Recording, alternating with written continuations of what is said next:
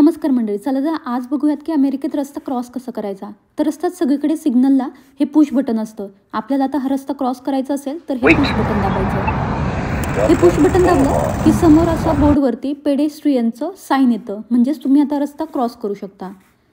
आता रस्ता क्रॉस करताना आपल्याला ह्या दोन पांढऱ्या पट्ट्यांमध्येच चालायचं असतं। जोपर्यंत बोर्डवरती टाइम चालू असतो तोपर्यंत गाड्या थांबून राहतात आणि जेवढा मोठा रस्ता तेवढा क्रॉस करण्यासाठी जास्त वेळ असतो। आता आपल्याला रस्ता क्रॉस करून झालाय, पण अजून काही सेकंद वेळ आहे, तोपर्यंत गाड्या थांबून राहतात।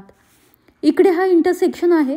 जर तुम्हाला ह्या रोडने जायचं असेल तर हे इकडचं बटन दाबावं लागेल आणि साईडच्या रोडने जायचं असेल तर हे साईडचं पुश बटन दाबावं लागेल। इकडे पादचाऱ्यांना प्राधान्य आहे। जोपर्यंत ते रस्ता क्रॉस करत नाही तोपर्यंत चालकांची जबाबदारी असते की सेफ डिस्टन्स ठेवून थांबून राहायचं आणि बाय चान्स जर एखाद्याचा ॲक्सिडेंट झाला तर वाहन चालकांवरती फाईन किंवा कोर्टमध्ये केस देखील होऊ शकते।